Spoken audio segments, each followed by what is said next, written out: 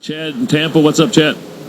Mike, how you doing? Good, what's up? I wanted to call you. I tried to get on the show last week and weeks prior about talking about steroid situation. But just to answer real quick, there are, getting away from that, you got also Shin Chu, the free agent. You have next year Curtis Granderson, Nelson Cruz, Carlos Gomez, Corey Hart. There's a bunch of outfielders. Yeah, they said the list. I mean, Granderson is. I don't know that the Mets would go after Granderson as one, but there are a lot of guys on the list next year. Ellsbury's one that I find very intriguing because I think he fills a lot of the needs the Mets have. You're talking about a speedy leadoff center fielder. I think he'd be perfect. If the Mets had a crazy year where they won a lot more games than anybody ever imagined, then maybe they would say, okay, Granderson would be like a missing piece. But outside of that, they're going for some younger guys. But Mike, I'm 39 years old.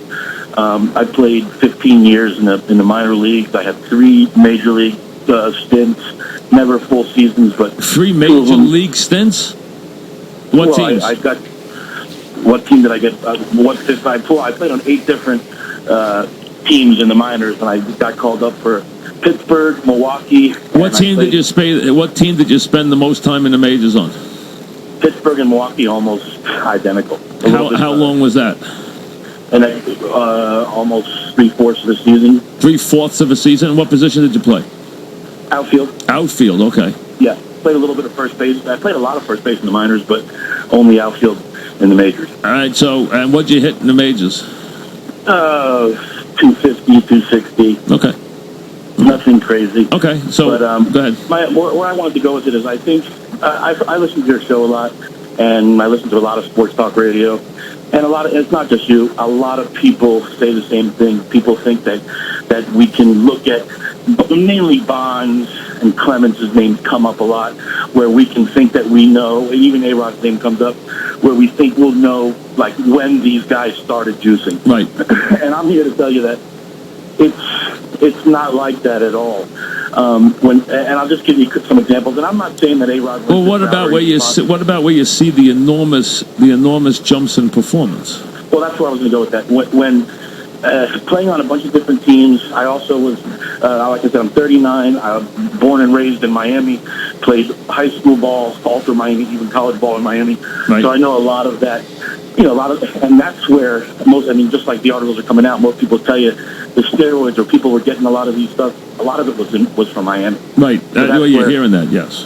Well, and all the ball players that came out of there. I mean, there's a lot of people will tell you that know Miami baseball, know the kids coming out of it for many years.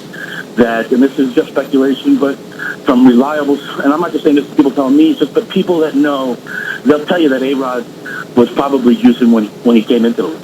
Now, here's the difference. And I want but you know what? But again, no. I mean, I understand that everyone can speculate that, but how would anybody prove that, though? Let me tell you something. The year, and here's why would you pick on him rather than everybody else?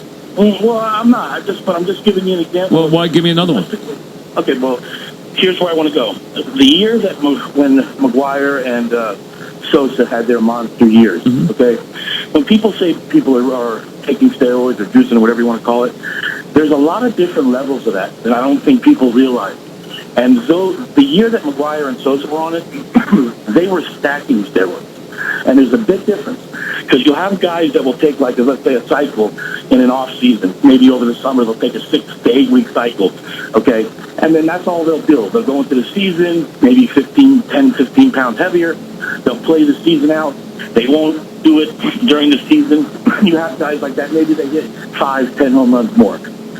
It got to the point where a lot of guys were doing it like that. And then you had guys that started stacking steroids, taking stuff to get bigger, stronger, different stuff to get cut up, different stuff to add more this, more that. And when McGuire and Sosa were on their steroids, they were stacking steroids. Just known fact among people. Well, how would you know that, though? Well, because I know. I know. But I mean, how would you know? Unless you saw them do it, how would you know?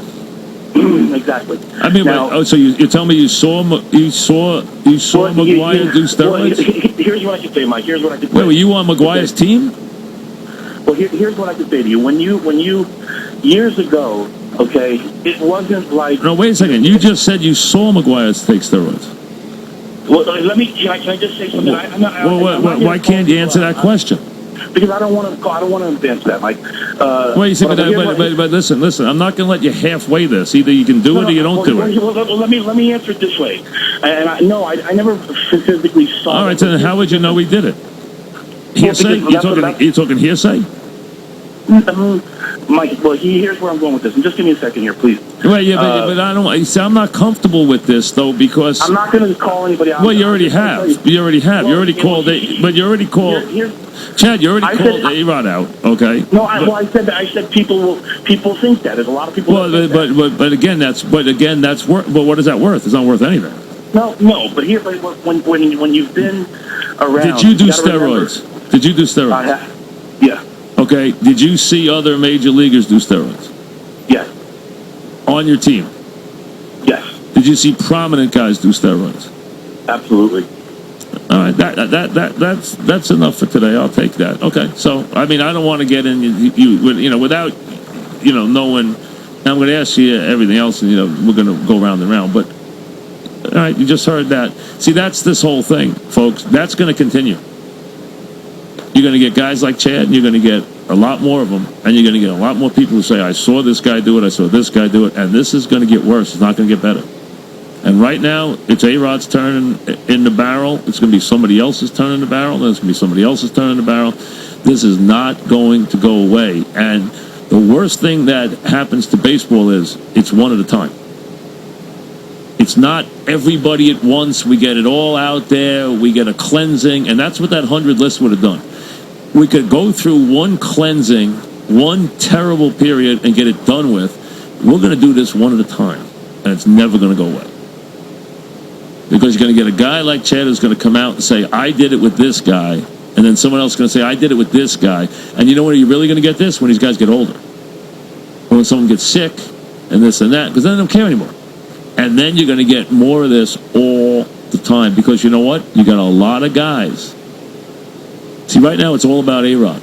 But you got a lot of guys with a lot of secrets. Because you'll have players cozy up to you and say, 60% of the players were doing it. I've had major league player tell me 80% of the players were doing something. And I don't know if he's exaggerating by 50% or he's accurate or how would I know? I wasn't there.